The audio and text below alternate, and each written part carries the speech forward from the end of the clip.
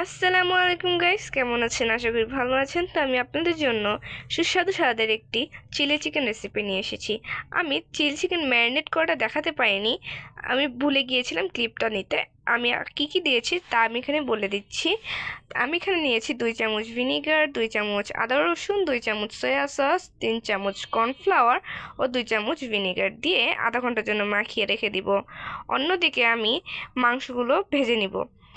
মাংসটা যতক্ষণ ভাজা হচ্ছে তখন আমি অন্যদিকে চিলি চিকেনের সসটা তৈরি করে নিব।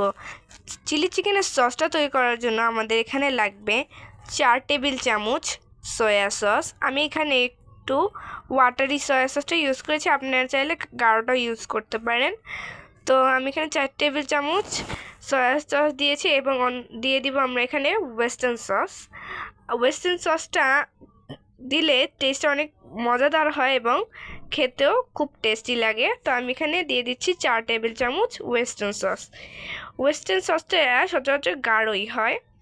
ওয়েস্টার্ন সসটা দেওয়ার পর আমি এখানে দিয়ে দিব টমেটো কেচাপ। টমেটো কেচাপ আমি এখানে 5 টেবিল চামচ দিব, কেন টমেটো কেচাপের টেস্টটা আমার কাছে খুব ভালো লাগে।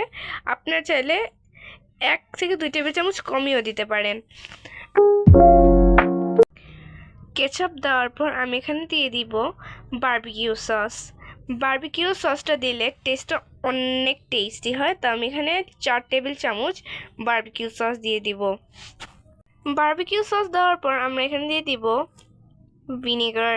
আমরা এখানে ভিনেগার 4 টেবিল চামচ ইউজ করেছি। মনে রাখবেন 4 টেবিল চামচই কিন্তু ভিনেগার দিতে হবে। ভিনেগারটা দেওয়ার পর আমরা এটাকে খুব ভালো করে মিক্সড করে নিব। এটা মিক্সড করা হয়ে গেলে এটা কিন্তু খুব ভালো করে মিক্স করতে হবে, না হলে কিন্তু টেস্টটা ভালো আসবে না। এরপর আমি এখানে 2 টেবিল চামচ মরিচের গুঁড়া দিয়ে দিব। মরিচের গুঁড়া দেওয়ার পর এটাকে খুব ভালো করে মিক্সড করে নিতে হবে, যাতে কোনো জায়গায় দলা পেকে না থাকে, নাহলে পরে ঝাল লাগতে পারে। তো খুব ভালো করে মিক্স করে দেখেন একটা ঘন ঘন একটা টেক্সচার হয়ে আসবে যখন, তখনই বুঝবেন এটা ডান আমাদের সসটা তৈরি করা। অন্যদিকে আমাদের মাংসগুলো ভাজা ডান, আমি এটাকে এক সাইডে রেখে দিব। এখন আমি চলে যাব অন্যদিকে। তো আমি প্রথমে একটি কড়াই নিয়ে নিব। কড়াইয়ের মধ্যে আমরা পরিমাণ অনুযায়ী তেল দিয়ে দিব। এরপর দিয়ে দিব কেটে রাখা বড় সাইজের কয়েকটু পেঁয়াজ। পেঁয়াজগুলো দিয়ে খুব ভালো করে আমরা ভেজে নেব। পেঁয়াজগুলো যখন হালকা গোলাপি হয়ে আসবে তখন আমরা দিয়ে দিব এখানে 1.5 টেবিল চামচ আদা রসুন। আদা রসুনটা দেওয়ার পর খুব ভালো করে কিছুক্ষণ ভেজে নিতে হবে, যাতে আদা রসুনের কাঁচা স্মেলটা চলে যায়। যতক্ষণ ভাজা হচ্ছে আমরা এখানে দিয়ে দিব এখন কেটে রাখা ক্যাপসিকাম।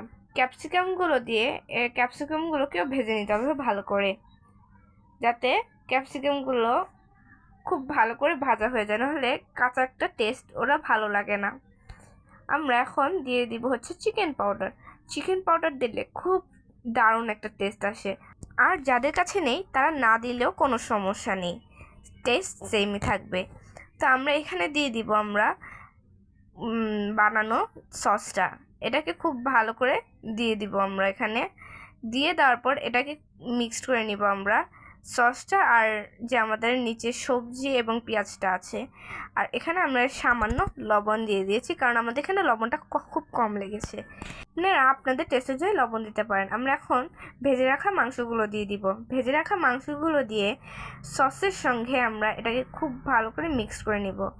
মিক্স করে নিয়ে এটাকে খুব উপরে নিচ করে এটাকে খুব ভালোভাবে নাড়িচাড়ে মিশিয়ে নিতে হবে। এখন আমরা দিয়ে দিব কাঁচামরিচ। এখানে আমি কয়েকটা ভেঙে ভেঙে কাঁচামরিচ দিয়েছি, আবার কয়েকটা আস্তে আস্তে রেখেছি। এই তো আমাদের চিলি চিকেন রেডি। তো আমার এই ভিডিওটা যদি ভালো লাগে লাইক, কমেন্ট, শেয়ার এবং সাবস্ক্রাইব করতে ভুলবেন না। আল্লাহ হাফেজ।